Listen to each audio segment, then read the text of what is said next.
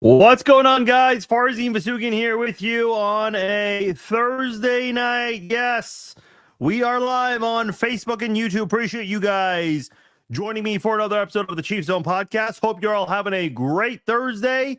It is almost the end of the week.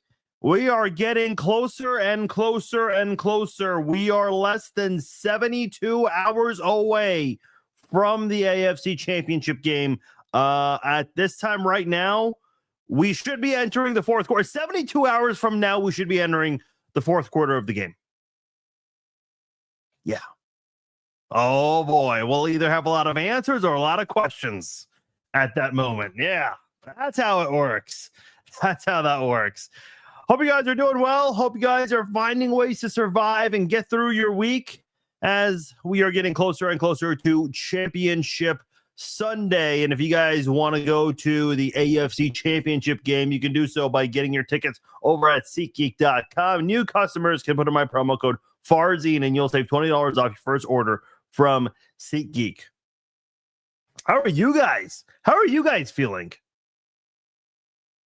How's everyone doing? Getting closer and closer to the game. I'm really curious to know how everyone's feeling. I think, a lot of people are excited. A lot of people are nervous as well. Certainly understandable. I think, I'm hearing so much of the commentary coming into this game about the pressure that both teams are coming in with. I'm hearing a lot of people say that one side has pressure, but I'm not hearing people say that both sides have it.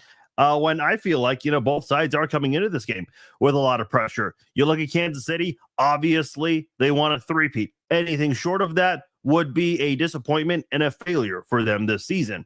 Whereas you look at the Buffalo Bills, I think they have very strong aspirations of wanting to win a championship. And listen, everyone does. I say that as if like no one else does. But for Buffalo, it's like Buffalo's constantly been labeled as the team with a lot of hype every year coming into a game or a season rather. And we've seen in years past how great they look. And then they fall short in the playoffs. And a majority of the time, it's Patrick Mahomes and the Kansas City Chiefs who they fall short against. So when you look at the Buffalo Bills and what they have coming into the season, this season, Buffalo was doubted by a lot of people, including me. A lot of people said that Buffalo, because of the turnover they had in the offseason, that the Buffalo Bills were going to be a team that would struggle. A lot of people picked the Dolphins and the Jets to win the AFC East. I believe I picked the Dolphins. I can't recall exactly. I know it was not I did pick the Bills to make the playoffs, but there were a lot of people who wrote off the Bills this year in the offseason. And as the season went along, they certainly gained a lot of favoritism. I think a lot of people admitted that they were wrong about the Buffalo Bills, and they kind of became America's sweetheart because people felt like this could be the team that might dethrone Kansas City. And listen, I have no problems with people wanting the Chiefs to lose. I get that. The New England Patriots literally had the exact same thing. I know in some sports, like the Bulls and the Lakers, you never really saw a fatigue with those teams.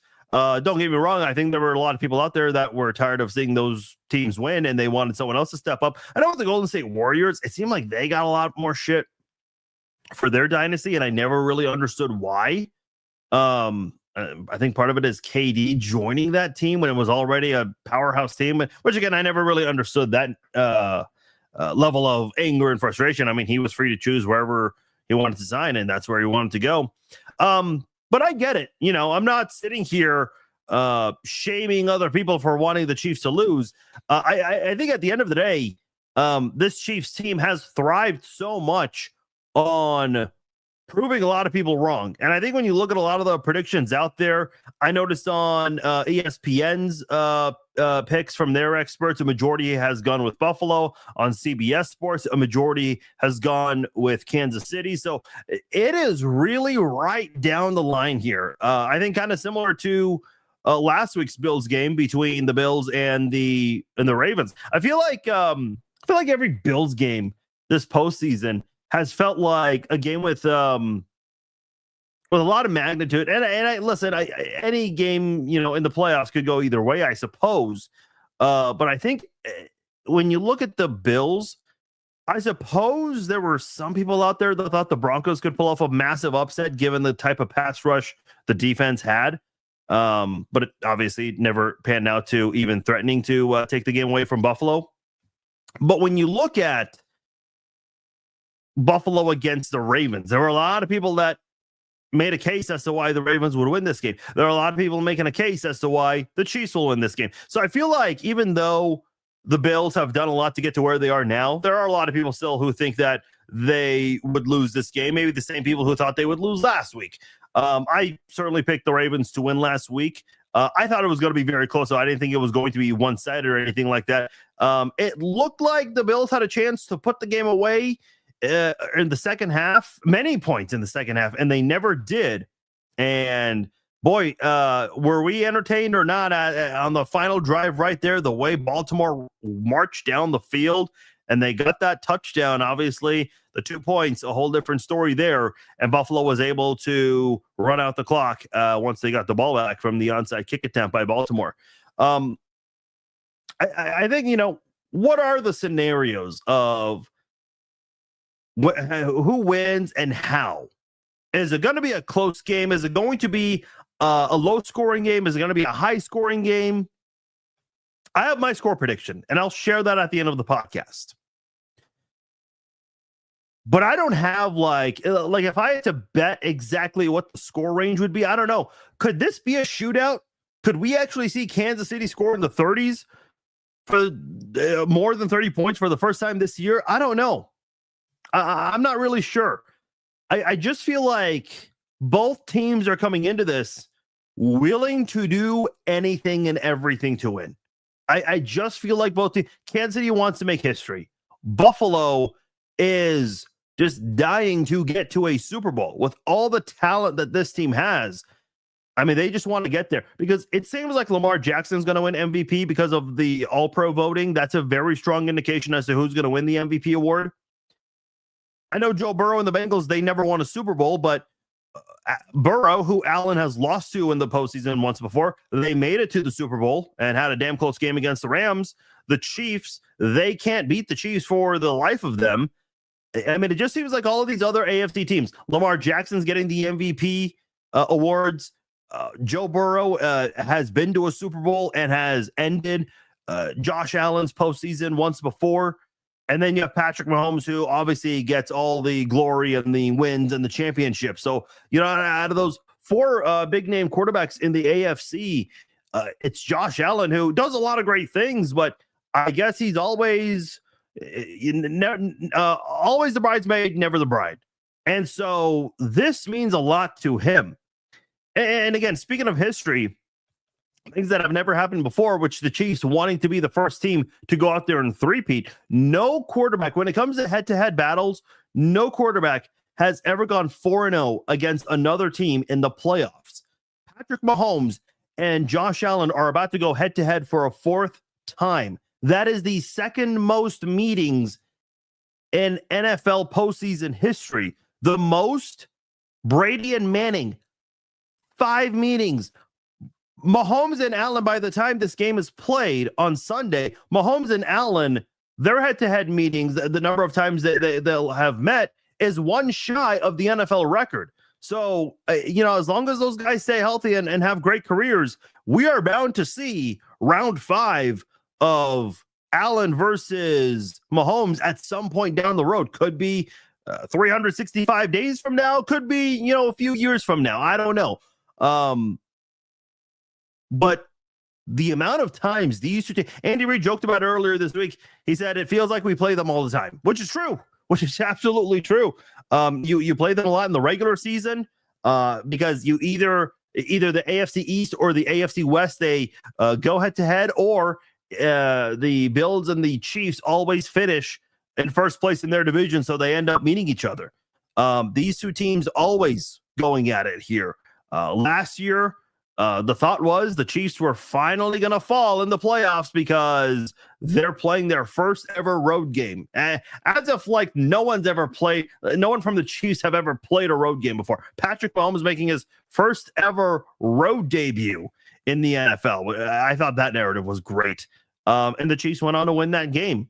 And then they went on to beat Baltimore on the road also. But now the AFC Championship back in Kansas City here. And I think that's what gives the Chiefs the edge. Obviously, when you look at the betting line, the Chiefs are 1.5 point betting favorites. And by the way, I know when the line opened up, both when it comes to the money line, both teams were in the minus area. The Chiefs were minus 120 and the Bills were minus 100, I believe. And now the Bills, that same night, while we were doing the podcast after Ravens-Bills went final, the Bills moved up to plus 105 and the Chiefs down to minus 125. But that 1.5 line spread has stayed there all week long. So that's been that's been kind of interesting. I thought it would kind of maybe flip back and forth, kind of like the AFC Championship game between the Chiefs and the Bengals when the Chiefs won the second meeting there. I think it was the Chiefs opening up as a 1 point betting favorite, and then it flipped to Cincinnati, and then it flipped back to Kansas City. I thought we were going to see something like that as the week went along, but never did. We never saw that at the end of the day.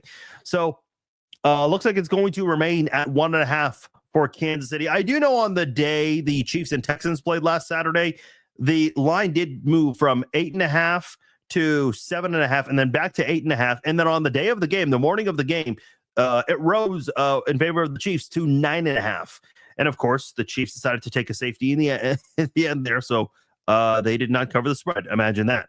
But ultimately, at the end of the day, this is going to be a close game. I think a lot of people are expecting a close battle. Anything other than that, I think, would be a surprise to anyone. But obviously, a majority of the people outside of Kansas City would be thrilled if it was a Buffalo win, regardless if it was by 1 point or 100 points.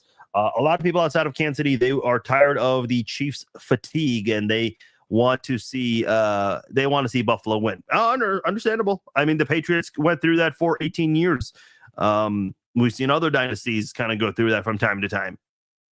So we'll see what happens there. We'll see what happens. As far as the injury report goes for the Chiefs and the Bills, the same 4 players from the Chiefs on the injury report. Patrick Mahomes on there, which is nothing to be concerned about. He's been on the injury report for several weeks now, since week 15 or 16, I believe, heading into that Texans game.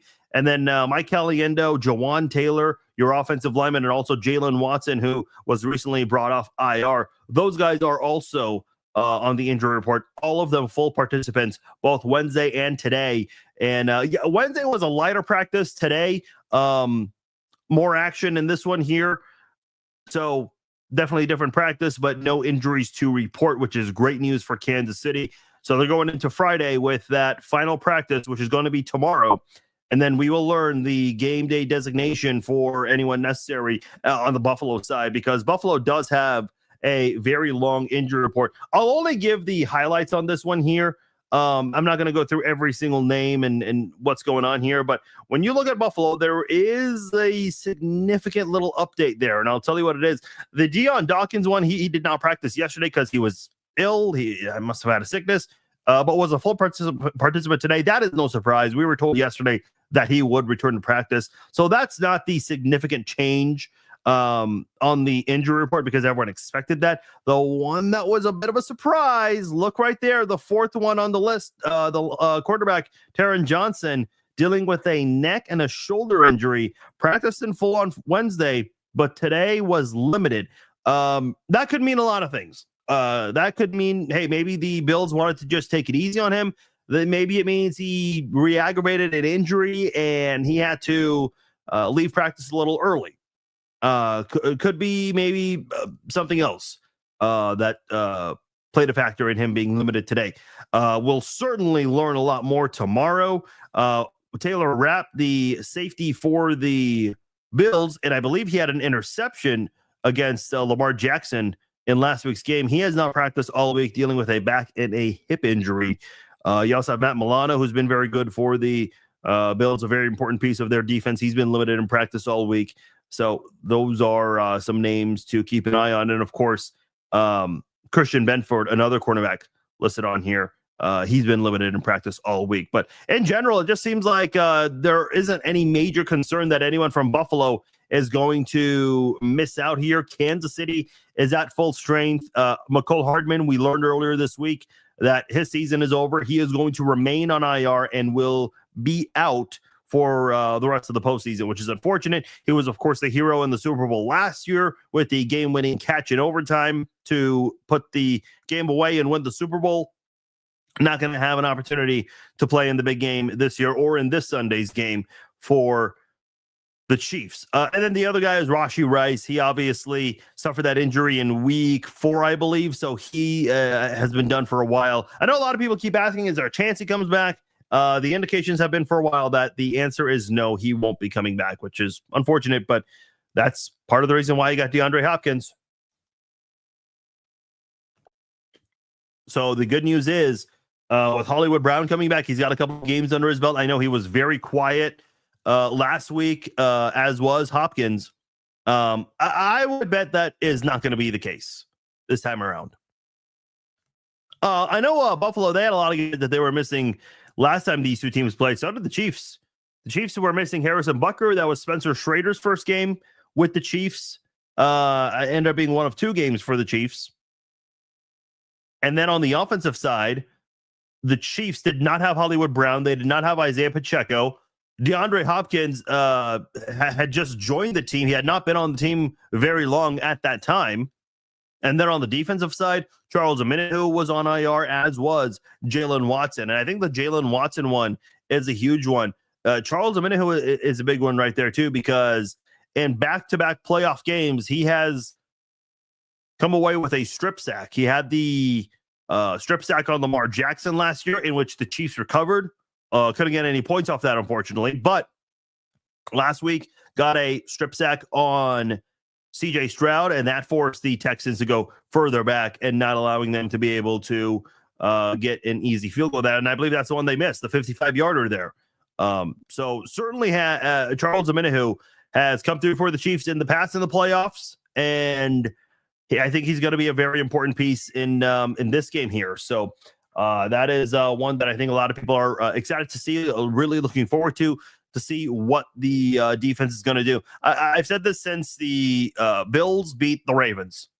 The number one key is stopping Josh Allen and not letting him use his feet to get big yardage like that, because he will absolutely do that. When you look at Josh Allen, last time he played against the Chiefs, he had that big 26-yard run, that touchdown run right there.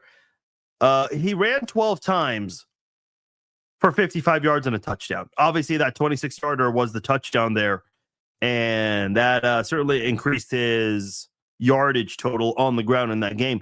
So he averaged 4.6 yards per run. Prior to that 26-yard run, Allen was averaging 2.3 yards per rush, per scramble. So the Chiefs actually did a good job containing him. It was just that damn 4th and 2 play where they let him loose and he took off and got the better of the Chiefs in that one there. I mean, when you just look at Josh Allen, and I'll get into the details later on as we break down this game. But when you look at Josh Allen, my knock on Josh Allen is that he commits a lot of turnovers. Ever since Joe Brady became the offensive coordinator, they fired Ken Dorsey around mid-November last year. Josh Allen's played way better. He really has. And with a full offseason, having Joe Brady as the offensive coordinator, and I think Joe Brady, I know, we still have some head coaching vacancies out there. I would not be shocked if Joe Brady goes to be a head coach somewhere in the NFL. I don't know what team that could be. Maybe the Raiders, maybe another team. I don't know, but I would not be shocked at all if he leaves Buffalo. And that could be a really big loss. I know in Sports Talk Radio in Buffalo, that is something they're talking about, is the possibility of getting ready to have life in Buffalo after Joe Brady, because I think Joe Brady is responsible for how much better Josh Allen has played. for them this year. When you look at Josh Allen, he has 6 interceptions this season. He's only fumbled once, and he's been sacked 14 times. Those are all career lows for interception, sacks, and fumbles. I mean, and I know the rushing, the passing touchdowns, he has 28 of them, which is not insanely high or anything like that. But when he has a lot of touchdowns on the ground as well, 12 to account for it, 40 touchdowns altogether. So this is by far one of the best seasons Josh Allen's had in his career. And this is something that Kansas City's got to be ready for. He doesn't commit a lot of turnovers. Let's talk about the turnover battle for a moment here, because this is actually very important. Speaking of things that have never happened before, we talked about the Chiefs trying to three-peat, never happened before. The Chiefs, specifically Mahomes, wanting to go 4-0 head-to-head against Allen, that has never happened before in the playoffs. You know what else has never happened before in the playoffs? That is a first this Sunday. All 4 teams that are playing in the AFC and NFC Championship games, those 4 teams have not committed a single turnover this postseason. Now, the Chiefs have only played 1 game. Still, it's a playoff game. And it was against a team that had 4 picks the week before against the Chargers, and they were top 5 in the NFL in takeaways this year. The Bills, the Eagles, and the Commanders have all played 2 games going into this Sunday. So all 4 of these teams have not committed a turnover going into the conference title games. That is a first in the NFL postseason. Never happened before in NFL history. Yeah, I see you guys talking about some of the past games between the 2 teams. The AFC Championship game, which, by the way, that's the anniversary for it tomorrow. That wasn't really close. The most entertaining thing that happened, McCole Hardman had that fumble, got off to a slow start, but the Chiefs made up for it, including Hardman with a big run and a touchdown later on. But the Chiefs just cruised after trailing, 9-0 in that game, if I recall. I don't even remember how the 9 happened. Was it a touchdown, a missed PAT, and then a field goal? I don't recall that part. But I do recall Josh Allen at the end of the game being sacked, or being hit rather, and he was mad. I think it was Alan Bailey, or I can't remember who the defensive player was. He threw the football at some Chiefs player's helmet. I don't think that player's on the team anymore. But that did happen, and that was pretty funny. That was funny. Imagine if Mahomes does that kind of thing. Oh boy. Yeah, funny how that narrative goes. But with the Chiefs and the Bills, obviously they had the 13-second game. I think I saw Steven say it in the comments there. Nothing can beat that game. And then a couple of years later, they met in Buffalo, where it came down to the wire. Tyler Bass missing that kick. But one thing that a lot of people forget about that game, Buffalo did not have a big play. A big play meaning no offensive plays of 20 yards or more. Not a single one. They had a couple of plays that went for 18, nothing more than 18 yards. Meanwhile, the Chiefs, they had 6 plays for negative yardage in that game last year. 4 of them were QB kneels. So the Chiefs offensively played smart and took good care of the football.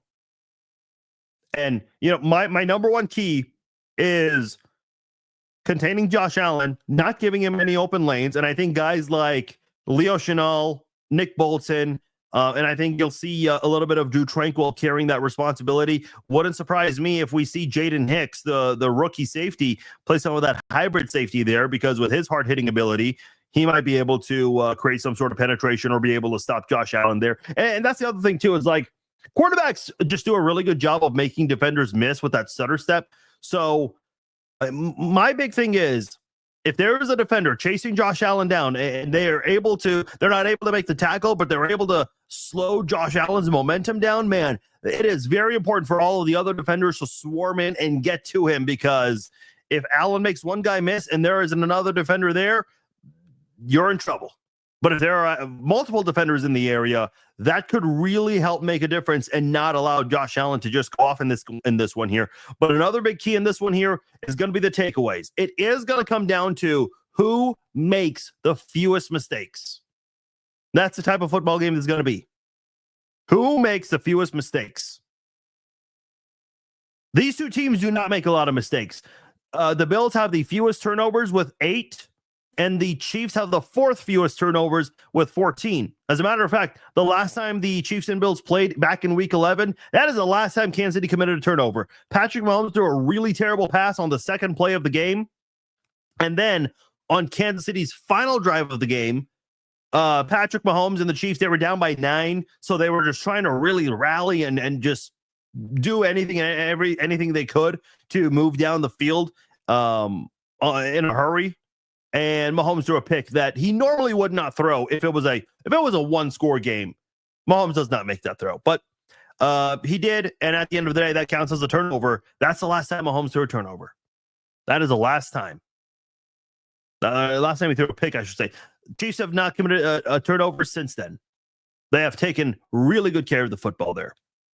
Meanwhile, from Josh Allen's side of things, he threw an interception in that game. That was to Shamari Connor. I think that was on a 4th down play too, if I recall correctly.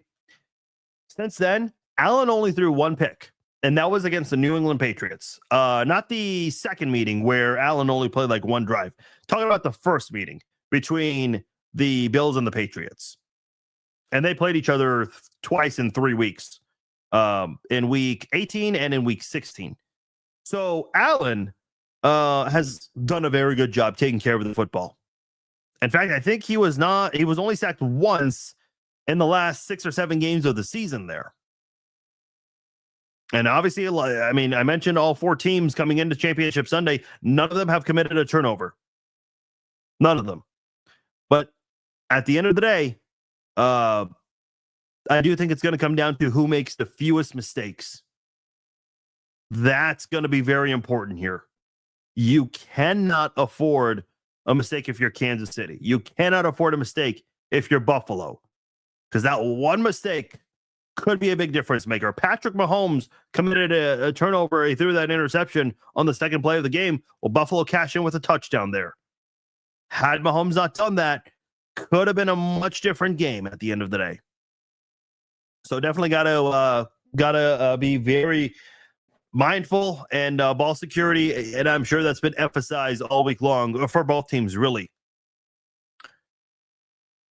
Part of me just wonders what will the Chiefs' offense look like here? Because I mentioned earlier they didn't have Hollywood Brown last time these 2 teams played, and their cornerbacks are banged up a little bit here. Maybe nothing too much to worry about, but just something to be mindful of. DeAndre Hopkins is here. I know Hopkins hasn't necessarily had a monstrous game statistically, going out there getting 100 yards or anything like that, but he has been a very important part of your offense. He was a big part of that Monday Night Football game against Tampa Bay with those 2 touchdowns there. So he's done some important things for Kansas City this season. I think he also had that touchdown against Carolina as well, a game that came down to the wire. Hollywood Brown, again, I would expect some things from him in this game. I know Mahomes was targeting him. Hollywood did a really good job, I thought, with his route running. Just didn't see much of him being able to pull in those receptions there. But I think another player to look out for would be Xavier Worthy with his speed and what he's capable of doing. I would prefer, they don't draw any plays where he has to make a catch near the sidelines, because that's been a little thorn in his side there. But I think in general, Xavier Worthy has done a lot to help you move the chains. Had a nice play on a one-on-one battle last week against the Texans. So I think if you're the Chiefs, you want to make sure that you get all those guys involved. Travis Kelce, I mean, for whatever reason, the Houston Texans, and I don't think this was intentional, obviously not, but for whatever reason, they just let Travis Kelce get wide open so much. And I mean, you have to know that he is the NFL all-time postseason leader in receptions. And if you're going to leave him open, Patrick Mahomes ain't missing. And the Texans left him open a lot. When these 2 teams, I went and rewatched the 13-second game. Something very interesting in that game. Before Travis Kelce's game-winning touchdown, the way they got down the field, McCole Hardman was just running a short route going across the field. And there were some players from Kansas City side in the middle. You had Kelsey, you had Tyreek in the middle of the field, just causing distractions going the opposite direction of McCole Hardman. And the linebacker for Buffalo kind of had to choose, okay, who am I going to follow here? He chose to follow Kelsey. And that is when McCole just continued going across the middle of the field, not very far, very close to the line of scrimmage, in fact.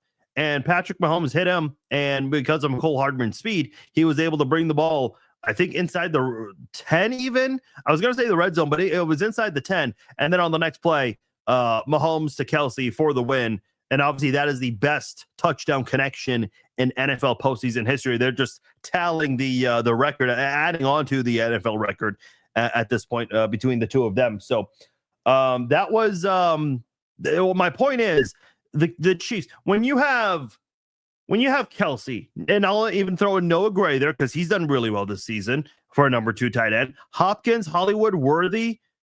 You got Juju as part of your supporting cast there, and then you have Kareem Hunt, who they haven't used much in the passing game. They did it in the Denver game, but that was it. You have all of these guys that you can use in the passing game. A lot of guys, a lot of speed there. Pacheco, of course, as well. Samaje Perine has been used more lately in the passing game, especially on third down. This is an offense that has a lot of weapons in its arsenal. There's a lot of ammunition there. I think it would be a really big letdown if this offensive unit, with everything you have, if you were to lose, it'd be a disappointment because you do not have you have all these players on offense here. And don't get me wrong, Buffalo's got some good players, but I don't think they match up to Kansas City's skill set here. Why did you go and get Hollywood Brown, DeAndre Hopkins, and Xavier Worthy? Well, let's start with Worthy and Hollywood because those are the guys you got in the offseason. The wide receivers were just bad last year. So many drops, so many issues, a lack of focus, just a lack of ball security there. And then this year, because of the injuries, you bring in DeAndre Hopkins to try to strengthen your wide receivers in hopes that Worthy would continue to grow, which he has, and Hollywood would come back. And thankfully, he came back a couple of weeks before the end of the regular season. So they were able to kind of gel all together. In the Texans game, in the regular season, in the Steelers game on Christmas, obviously they all sat out in the Broncos game. And then they played again. I know Hollywood and Hopkins were both very quiet last week. Can't do that a second time around unless for some crazy reason Buffalo does what Houston did, which is leave Travis Kelce wide open. Again, I know statistically Hollywood and Hopkins didn't do much, but I feel like from something that you don't see on the stat sheet from the eye test, they attracted a lot of attention from the defenders there, and that allowed Kelce to get open. I mentioned this before. Kelce was asked a couple of years ago, going into Super Bowl 57, how do you get wide open so much? And he said, Andy Reid, baby. That was his response there. So, Andy Reid's going to develop some sort of a strategy, and he'll have these plays that they've probably been holding on to for a while and use them in this game. I think another very important piece here, and I've gone over this before, so if you missed it, I'll rehash this here, is going to be Kareem Hunt.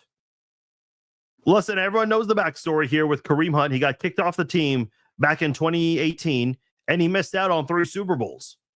And look, everyone's motivated. Everyone is going to play with a fire under their tail here, wanting this three-peat.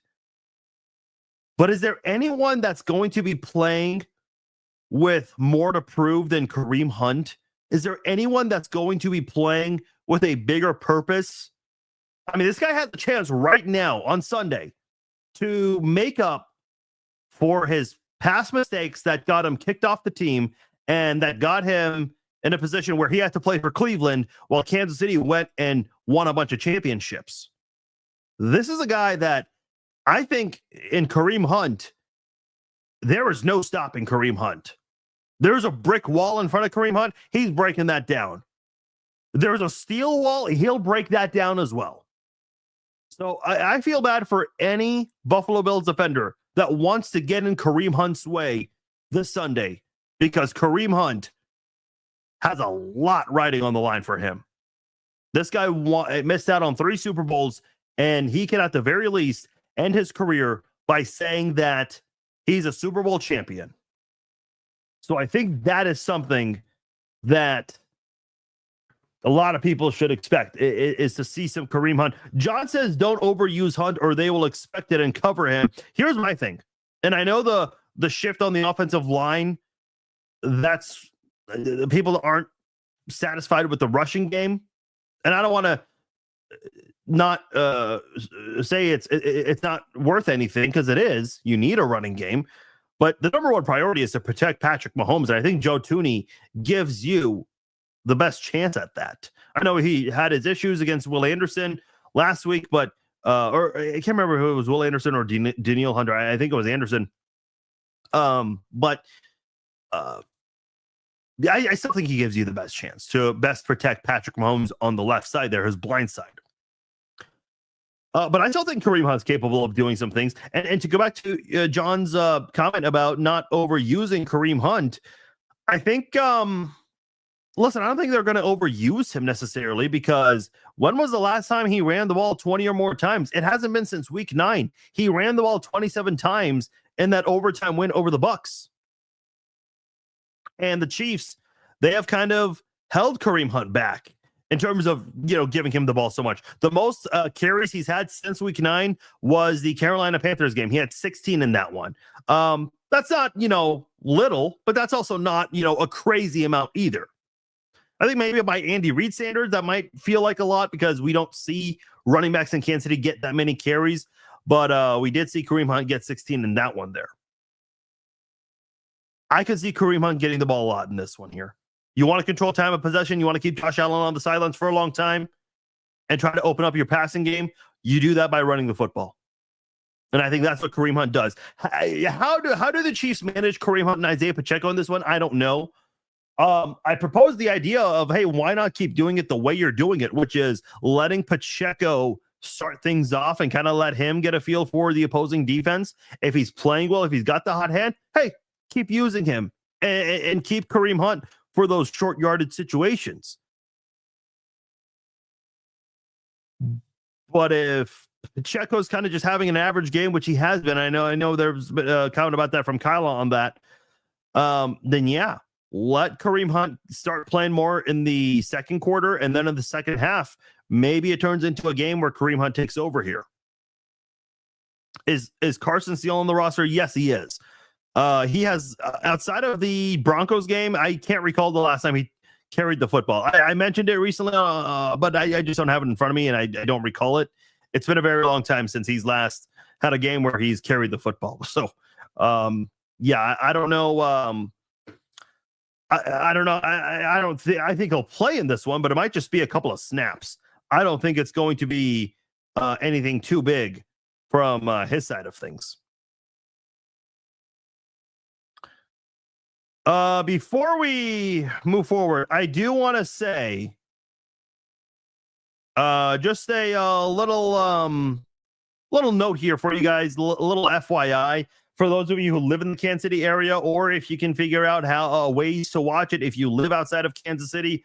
I'm not at liberty to say too much, but I will say right now, turn on KCTV5 tomorrow morning, 9:00 Central Time.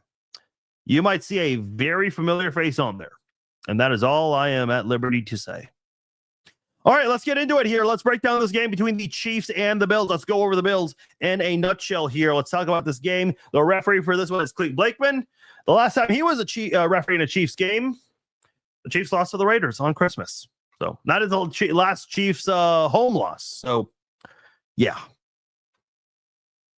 But the refs apparently are on Kansas City side. So you guys decide if that's good or bad. This is going to be on CBS. Jim Nantz and Tony Romo. This will be the final game of the season for Nantz and Romo, since the Super Bowl is going to be on Fox in 2 weeks. The line for this one is at 1.5 in favor of Kansas City. I mentioned earlier, plus 105 on the money line for Buffalo, minus 125 for the Chiefs. And the over-under on this one is 48.5 here. So That is what Vegas has all the numbers at. Sean McDermott, their head coach in 2017, coach under Andy Reid in Philly from 2001 to 2010. He moved on, coaching defense other places, including Carolina, and eventually came over to Buffalo. Was he the the defensive coordinator when the Panthers were in the Super Bowl? Because Carolina had a really good defensive unit when they went to Super Bowl 50. Yep, that was him. He was there for a long time, from 2011 to 2016. So for some reason, I thought he had another stop. But no, he was the defensive coordinator there after leaving Andy Reid in Philly. And that translated to him getting the head coaching job for the Buffalo Bills since 2017. And there are a lot of people that want Sean McDermott and this Bills team to get over the hump finally. Offensive coordinator Joe Brady, he was a quarterback's coach in 2022. He took over after Ken Dorsey was fired last November. And I mentioned earlier, we have already gone over the numbers. Since he's become the offensive coordinator, Josh Allen has played a lot better. Offensive rankings, they are 10th in total offense, 11th in passing, 9th in running the ball, 2nd in scoring with 30.7 points per game. Their third down offense is the 7th best in the NFL. They were 14th the last time the Chiefs and the Bills played, and they have the 2nd best red zone offense in the league, and that is not a surprise because they have James Cook, who is tied for the 2nd most red zone touchdowns with 18. All 16 of his rushing touchdowns are in the red zone. And then you also have Josh Allen, who has 13 red zone touchdowns. That is the 10th most. So you have two players who are in the top 10 in red zone scores this year. So Kansas City's red zone defense certainly needs to step up in this one here, as they did allow 2 red zone scores from James Cook the last time these two teams played. I mentioned the last 7 regular season games. Allen has been sacked just once. But in the playoffs, he has been sacked a couple of times, twice by Denver, who led the NFL in sacks this year, and then once by Baltimore last week.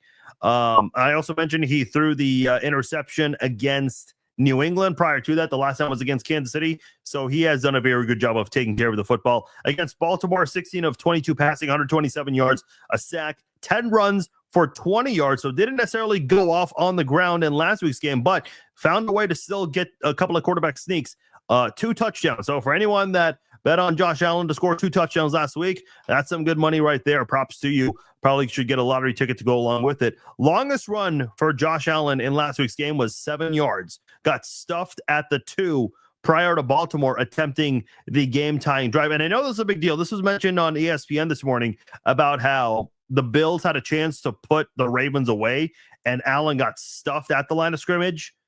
And on 4th down, Sean McDermott went for the field goal rather than going for a touchdown.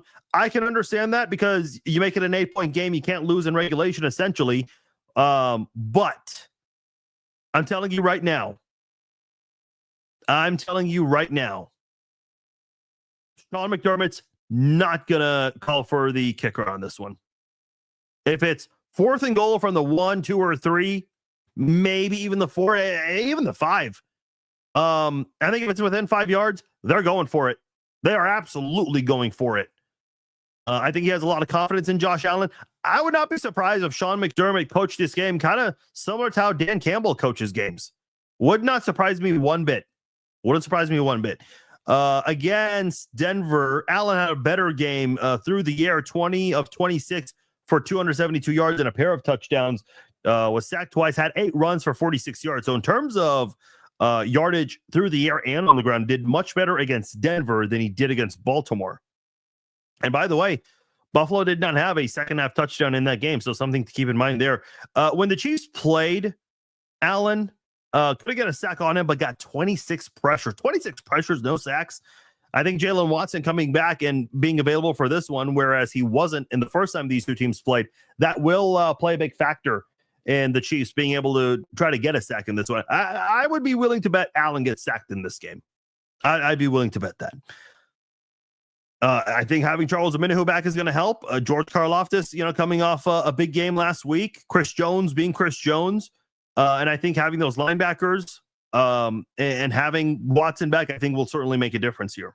So last 2 times the Chiefs have played Allen, which was week 11 and last year's divisional round game, Allen never got sacked by the Chiefs. So Chiefs definitely, and I've had a couple people, Chiefs fans, push back and say, "Oh, well, if we're relying on that, then we're doomed." I'm not relying on that, but I think if you want to increase your chances of winning and prevent third and short situations, which is going to lead to an automatic first down with a quarterback sneak, you gotta find a way to get the Bills to lose yards in this game. And if you can get a sack on second down, you can go out there and create third and long situations. And I think that could be problematic for Buffalo in this one here. But you got to have that damn QB spy or blitz, one of those two things. And you got to be very, very quick about it because Kansas City has allowed some open receivers on third down. James Cook, he surpassed the 1,000-yard mark in the regular season. I mentioned the 16 touchdowns on the ground. Those are all in the red zone, averaging almost 5 yards a carry. A very underrated running back. I don't think James Cook gets the attention that he truly deserves. Was not a first-team All-Pro, was not a Pro Bowler. I think he's a guy that honestly does not get the credit that he truly deserves, just by people in the media and fans in general. As far as what he's done this season, he's played very well against Denver. He ran 23 times for 120 yards and a touchdown. A little bit of a quiet game against Baltimore. 17 rushes for 67 yards, 3 catches for 15. So, and by the way, those 18 touchdowns, he in the red zone, he ties second with Derrick Henry. The most was by Jahmyr Gibbs. He had 20 on the season there. When you look at the other running backs, they have Ray Davis and Ty Johnson. Those are both guys that they use actively. Both of them have at least 100 carries this season here. And I know against the Rams in that shootout game, I think it was Ty Johnson who had that nice screenplay there, perfectly executed by the Bills. Nobody was downfield. Everything worked to perfection on that play. The blocking was great. And so watch out for Ty Johnson, number 26 in this one here, because they will use him in those screenplays there to try to throw off Kansas City's defense when Kansas City's defense is probably going to be so focused on Allen and these receivers here where they might not be ready for a guy like Ty Johnson or James Cook going in for those screenplays there. So that is something to be aware of. Their wide receivers, they've got a lot of solid receivers here. Khalil Shakir, Keon Coleman, a veteran Amari Cooper, who they got in a trade from Cleveland. Matt Collins, Curtis Samuel, his best game this year was against Kansas City, where he had the 5 catches for 58 yards and a touchdown. Against Denver, he had 3 catches for 68 yards and a touchdown. So in the regular season, his best game was against the Chiefs, but in the Denver game, he had the 68 yards, which is the most he's had regular and postseason. Amari Cooper, since joining the Bills, in 8 games, he's had 20 catches for 297 yards and a pair of touchdowns. I believe he had a touchdown in his Bills debut. You look at Khalil Shakir, 100 targets for him, 821 yards. He is their best weapon on offense. Amari Cooper, Keon Coleman, the rookie, I believe from Oregon, 556 yards, averaging more than 19 yards per catch, 4 touchdowns on the season for Keon Coleman in his rookie campaign. He's been very, very quiet in the playoffs, though. He's had exactly 1 catch for 5 yards in each playoff game. So a very interesting stat line there, just something you don't see often. The exact same 2 games in a row, and a very quiet stat line too for Keon Coleman. So we'll see if he lights it up more in this one here. I'm sure they want to get him much more involved than he has in a couple of games so far. Their tight ends, boy, they've done some damage on the Chiefs in the past. Dalton Kincaid and Dawson Knox. Kincaid had 3 catches for 47 yards against Denver. Outside of that, their tight ends have been very quiet this postseason. That's been a weakness of Kansas City's defense. One of the very, very, very few weaknesses on Kansas City's defense, which is defending tight ends. And would not surprise me if they really use Kincaid and Knox a lot. Don't be surprised if those two are very active in this game here. As far as their offensive line, they've got a very solid offensive line. From left tackle, Deion Dawkins, 25 pressures allowed. David Edwards, the left guard, 28 pressures allowed and a sack. Dawkins has allowed 3 sacks. That's the most on the team, which is pretty good. Their center, Connor McGovern, has been very good this year. A very underrated center, I think, too, allowing 25 pressures. And then their right tackle, Spencer Brown, pretty good as well. Missed some games this year. I don't believe he played against the Chiefs last time.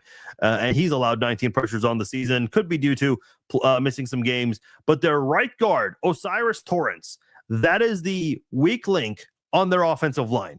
41 pressures allowed. That is the fourth most among offensive guards in the NFL. So if there's a weak point that the Chiefs want to exploit, it is the right guard right there, O'Cyrus Torrence. So we'll see how they want to work that to their advantage with Chris Jones lining up against him.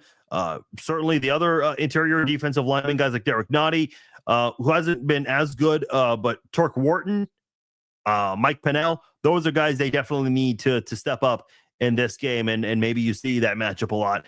Those interior defensive linemen against O'Cyrus Torrence, excuse me. Their defensive coordinator, Bobby Babick, kind of an up and down defense here. As far as total yardage goes, 17th in total defense, 20th against the pass, 12th against the run. But they're a top 10 team, and they've been a top 10 team for a majority of the season when it comes to points allowed per game. They're 8th in that category, allowing just 21.1 points per game. They're right in the middle of the NFL, 16th in red zone defense. They were 8th last time the Chiefs and Bills played, so the red zone defense has regressed. They're also 28th when it comes to third down defense. They were 21st in that category. And the Chiefs, they were second in the NFL in third down defense. However, the Chiefs, they did not do a very good job on third down last week. When you look at the third down numbers, Kansas City was 4 of 11 on third down, whereas Houston was 10 of 17. If you told me last week Kansas City was going to be 4 of 11 on third down and Houston was going to be 10 of 17, I would have been pretty damn nervous about that. I would have been pretty concerned about Kansas City's chances of winning that game there. But fortunately, Kansas City was able to win by 2 possessions in that one there. So that is certainly something to keep in mind there. That third down area, that's my third key. So my first key is containing Josh Allen. Second key, taking care of the football. Third key, third down. You have to win the battle on third down, because they're the 5th worst when it comes to their defense. As far as their offense goes, they're 7th best in the NFL. And that's also an area they've improved in quite a lot. So that's something that the Chiefs, third down is going to be another area where this game is going to be determining who the AFC champions are and who's going to go to the Super Bowl. When you look at their defense, so some solid linebackers there. Dorian Williams, Terrell Bernard, has 104 tackles, couple of picks. Both of them have 5 tackles for a loss. They also have Matt Milano, who's been limited all week in practice with biceps and a hamstring injury. When you look at their defensive front there, Greg Russo, 8 sacks on the season, 3 forced fumbles, their leader up front on that defense. He's had a sack in both playoff games, so he's certainly looking to make it 3 in a row. Another defensive end, AJ Epinesa, 6 sacks on the year, a couple of forced fumbles. Von Miller had 6 sacks this year after having none last year. And I remember Buffalo fans calling out his lack of production last year, certainly playing much better this year.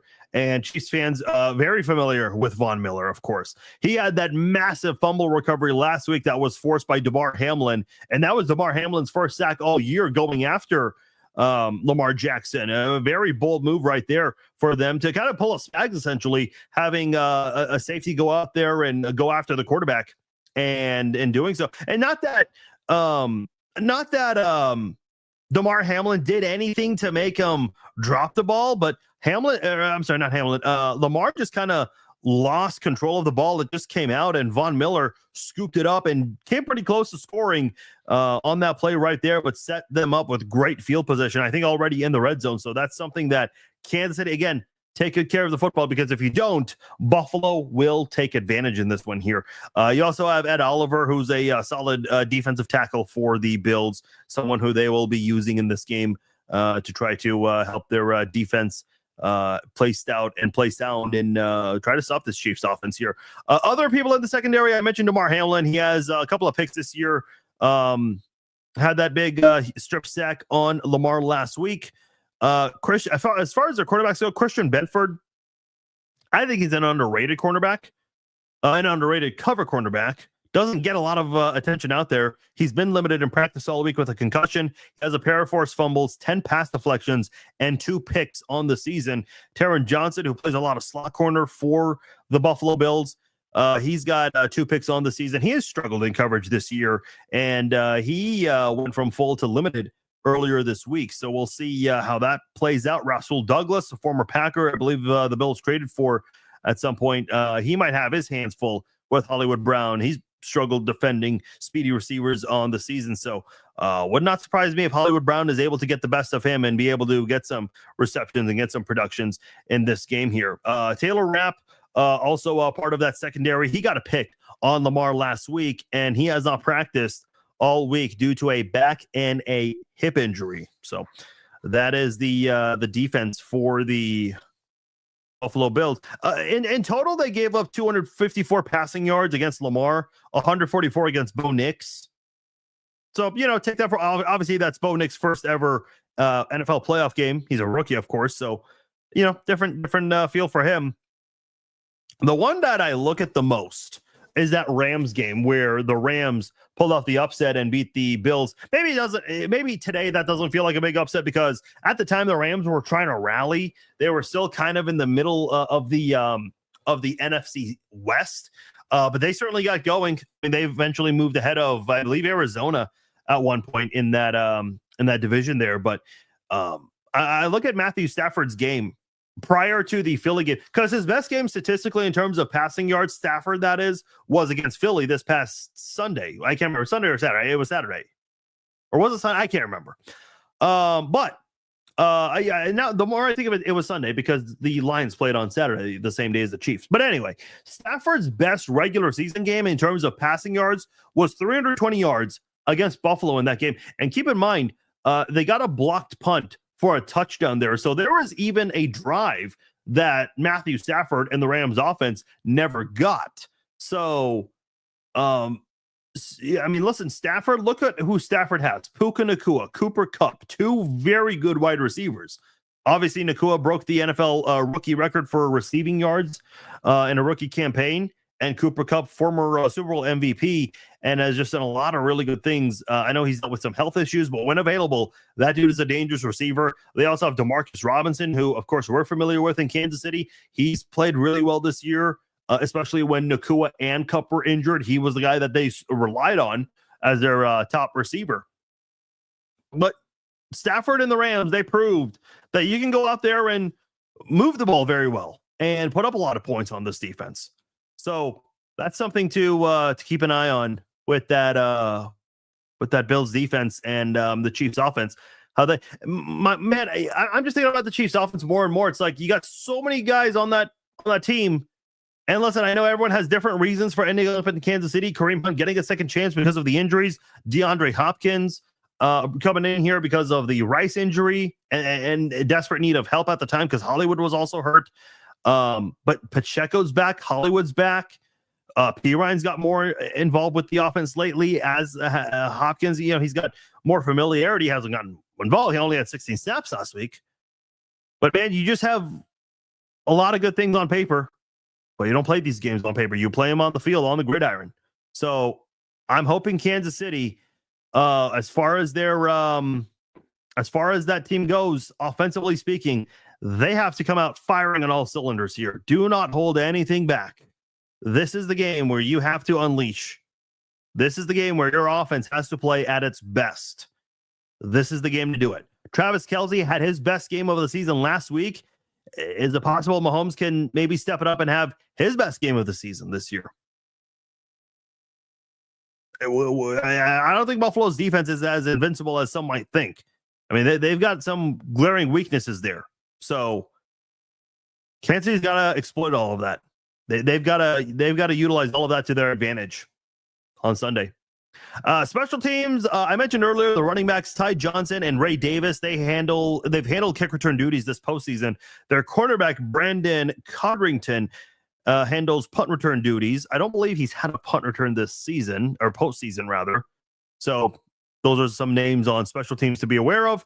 Their kicker, Tyler Bass. Of course, everyone remembers what happened last year, missing that field goal from 45, I believe, 44 or 45.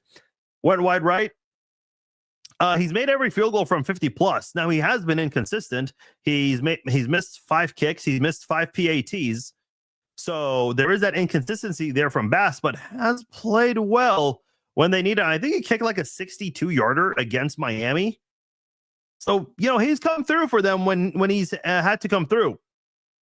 It wasn't like the Pittsburgh game in the wild card last year where he was 1 of 3. One was a miss. The other one, I think, was a tip or a block. So Tyler Bass has been playing better lately for the Buffalo Bills.